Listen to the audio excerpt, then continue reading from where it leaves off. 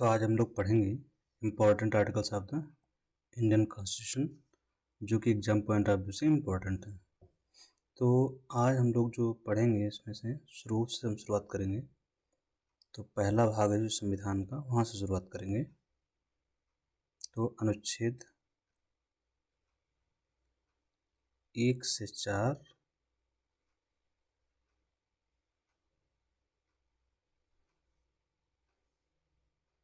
इसके बाद हम लोग अनुच्छेद 11 जो इम्पोर्टेंट है, 5 आर्टिकल्स के बारे में प्लस कुछ इसकी डिटेल्स के बारे में हम लोग पढ़ेंगे। इससे पहले हम लोग इस कॉन्स्टिट्यूशन के बारे में बेसिक बात समझ लेते हैं। कॉन्स्टिट्यूशन है क्या?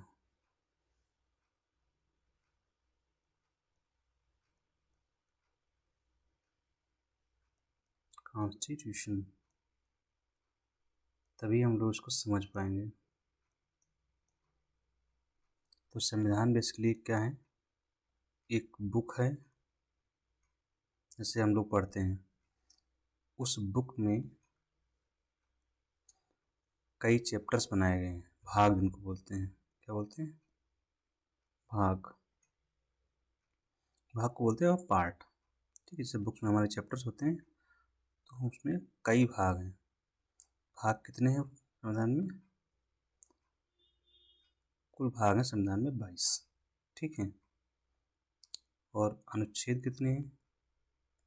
अनुच्छेद अगर गिनती शुरू से करते हैं तो 395 लास्ट अनुच्छेद है।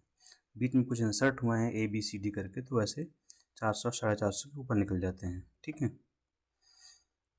अब आप लोगों को थोड़ा सा डाउट होता होगा कि पार्ट और अनुच्छेद हम लोग अलग अलग क्यों पढ़ते हैं। तो यहाँ पर आपको स्पष्ट करते हैं हम लोग कि प्रत्येक भाग में, जैसे कि 22 भाग हैं, इनका पहला भाग कौन सा है, उसका नाम क्या है? पहला भाग है संघ और उसका राज्य क्षेत्र।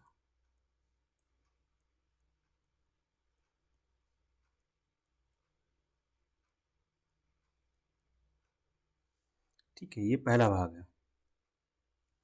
तो इस पहले भाग में का जो वर्णन है, इन पहले भाग में जो वर्णन है किन अनुच्छेदों का है, सब क्रम से चलेगा, अनुच्छेद 1 से अनुच्छेद 4 तक। ठीक है, तो संविधान एक बुक है जिसमें 22 भाग हैं, 395 अनुच्छेद हैं, और एक चीज़ और, इसमें 12 अनुसूचियां हैं इसमें मौजूदा स्तर पर। ठीक है, पहले आपको संविधान, उसमें आपको भाग, भाग में पहला जैसे भाग है, तो पहले भाग का नाम है संघ और उसका राज्य क्षेत्र, उसमें अनुच्छेद 1 से 4 तक का वर्णन है। हम ये अनुच्छेद पढ़ेंगे। एक और चीज़ में जो मिलेगी आपको उस बुक में, एक पहला पेज जो होगा उसे बोलते हैं प्रस्तावना। इंग्लिश में आपको प्रियम्बल हो जाता है। हिंदी में प्रस्तावना कहीं कहीं आपको प्राकथन करके भी आ जाता है। ठीक है, तो इस संविधान में 4 भाग हैं। एक तो आपने देखा प्रस्तावना, दूसरा भाग, फिर आपको उसी भाग में आपको मिलेंगे अनुच्छेद, और सबसे लास्ट में होता है अनुसूचियाँ। तो संविधान की जो बुक है उसका ऑर्डर ये होगा, आप खोलेंगे, 100-150 पन्ने की होती है, आप PDF डाउनलोड करके देख भी सकते हैं ऑनलाइन। कॉन्स्टिट्यूशन ऑफ इंडिया करके डालेंगे तो मिल जाएगा। तो उसमें पहला लिखा होगा, पहला जो खोलेंगे उसमें प्रस्तावना मिलेगा। इंडेक्स तो सब में होता है, तो प्रस्तावना, उसके बाद संविधान में सारे भाग जो होते हैं वो, प्रत्येक भाग में अनुच्छेद। अनुच्छेद जैसे भाग 1 में 1 से 4 तक है, तो इसको समझ लेते हैं थोड़ा सा। तो जो भाग 2 होगा उसका नाम है नागरिकता। ये क्वेश्चन तो आते ही नहीं भाग के। तो अब नागरिकता में अनुच्छेद कहाँ से शुरू होगा? नागरिकता में शुरू होगा 5 से, अनुच्छेद 5 से अनुच्छेद 11 तक। फिर भाग 3 आएगा, जिसको हम लोग क्या बोलते हैं? मूल अधिकार, फंडामेंटल राइट, FR। नागरिकता को क्या बोलते हैं? सिटीजनशिप।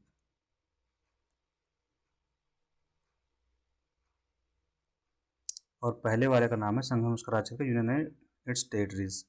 तो मूल अधिकार में कहाँ शुरू होगा? मूल अधिकार शुरू होंगे 12 से 35 तक। इस तरह से हम लोग आगे बढ़ता है संविधान। ठीक है, तो अलग अलग नहीं समझना है, सब कंसोलिडेटेड है। ठीक है, भाग होंगे 22 भागों में बटा हुआ है, हर भाग में अनुच्छेदों की शुरुआत होती है 1 से। पहले भाग में 104, फिर अगला 5 से 11, ऐसे करते करते 395 तक है। जब अनुच्छेद खत्म हो जाएंगे उसके पीछे मिलेंगे आपको अनुसूचियाँ, उनकी संख्या है 12। जैसे अनुसूची 1, अनुसूची 2, अनुसूची 3, 4, 5, 6, 7, 8, 9, 10, 11 और 12, ऐसे कुल 12 अनुसूचियाँ हैं। उसमें कुछ चीज़ें लिखी हुई हैं, क्या है क्या नहीं है, इन्हीं को अनुसूची बोलते हैं। तो आप लोग ये चीज़ समझ गए होंगे क्या होता है। ठीक है, अब हम लोग समझते हैं डिटेल में कि जनरली जो हमारे एग्जाम पर्सपेक्टिव से इम्पोर्टेंट है कि उसमें कौन से क्वेश्चंस आएंगे। अनुच्छेद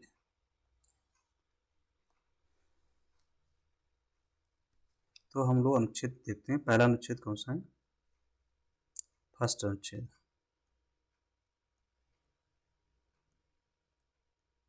इसका भाग कौन सा है? भाग है 1। भाग 1 का क्या नाम है? संघ और उसके राज्य क्षेत्र। तो अनुच्छेद 1 के बारे में हमें जो जानकारी जाननी होती है वो है कि इसमें 2 चीज़ों का उल्लेख है, India and Bharat. India that is Bharat shall be union of states, ऐसा लिखा हुआ है संविधान में, यही लाइन यूज की गई है। ठीक है, तो यहाँ से आपके लिए जरूरी है इंडिया, उसका मतलब क्या है? भारत।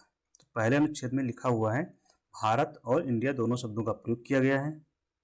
एक क्वेश्चन यहाँ से आता है कि भारत क्या है? संघ है, यूनियन है या फेडरेशन है? भारत यूनियन है, यहीं से पता चलता है। तो 3 चीज़ें यहाँ से आपको मिलेंगी। अनुच्छेद 1 आपको बताता है कि भारत का जो नाम क्या है, that is India and Bharat, और वो क्या है? संघ है। संघ किसका है? राज्यों का। भारत राज्यों का संघ है, इसके बारे में आपको जानकारी मिलती है। ठीक है, दूसरा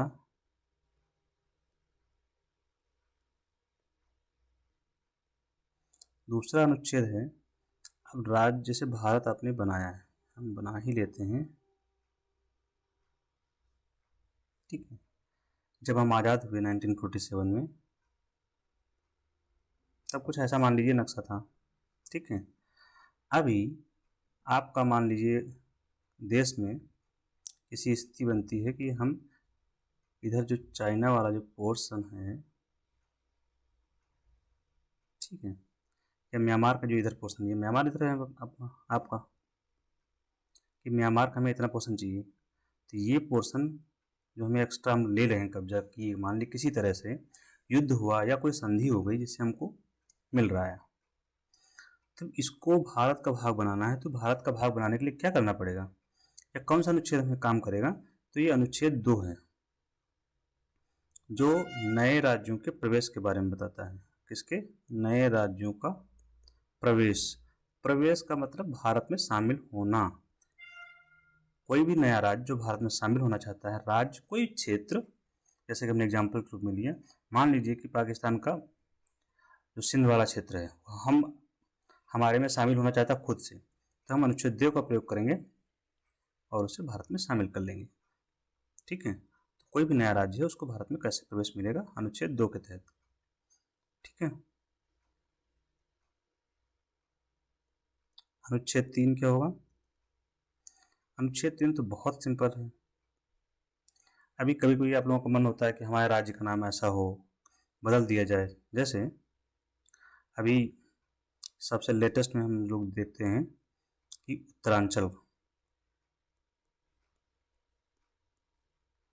का नाम क्या हो गया अब? उत्तराखंड। तो आप लोग अगर चाहते हैं कि राज्य का नाम बदले, आपसे कोई पूछता है कि अगर आपके राज्य का नाम बदलना हो तो कौन से अनुच्छेद के तहत बदल सकते हैं, तो आप बताएंगे अनुच्छेद 3। ठीक है, मतलब अनुच्छेद 3 में क्या क्या होता है? आपका नाम बदल जाएगा, स्टेट का नाम, आप लोगों का नाम नहीं बदलेगा, नाम बदलना है। ठीक है।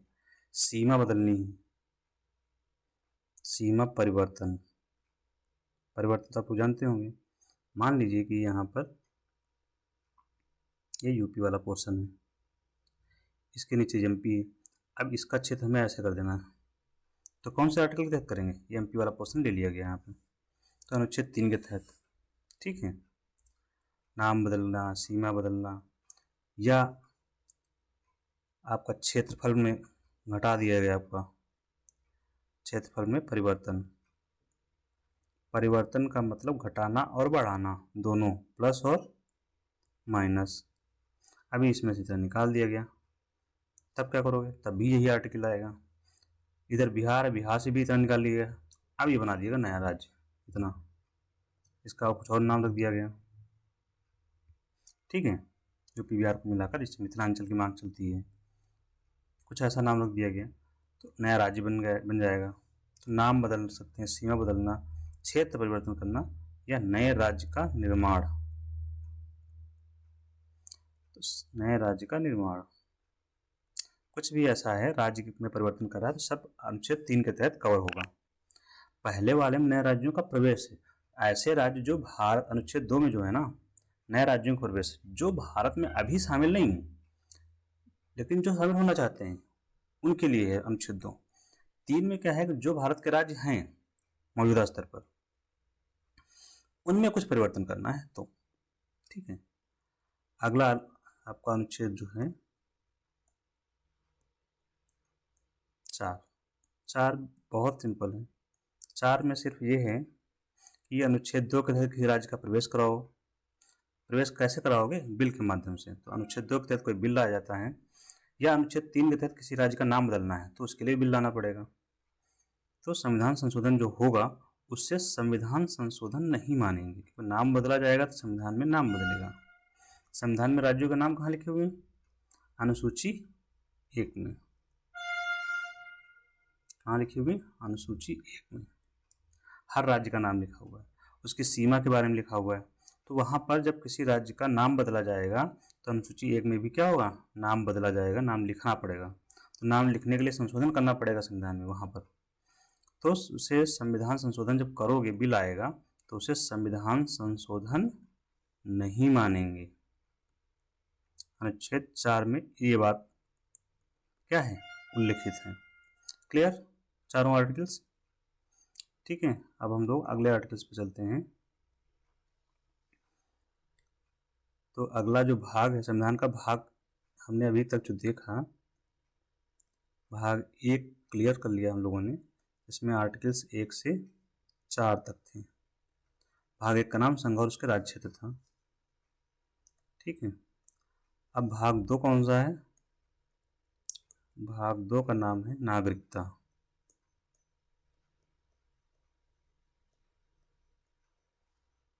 या सिटीजनशिप।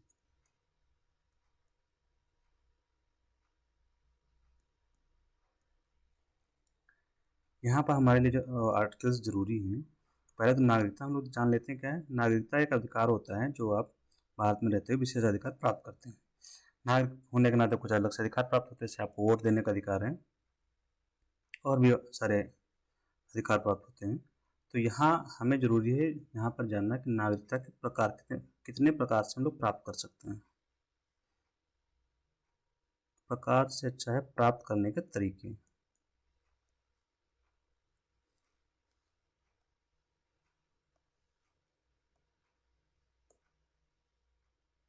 हम लोग ऊपर से एक नया बनाते हैं।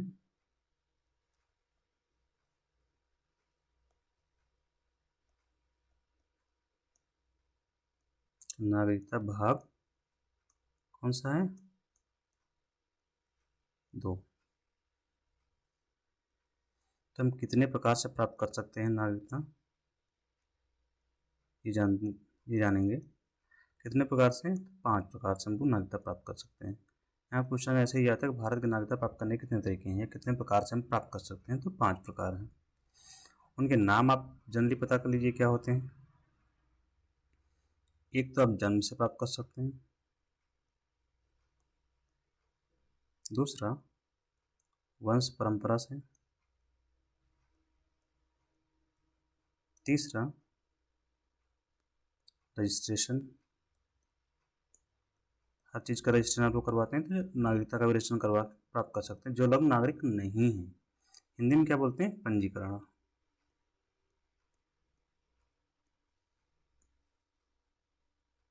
एक होता है देशीकरण, चौथा इंग्लिश में नेचुरलाइजेशन।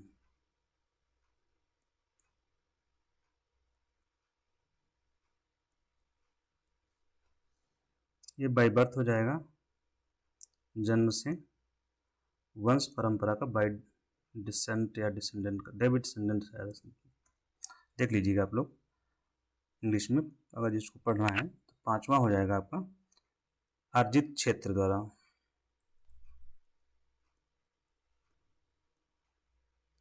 Acquired territory.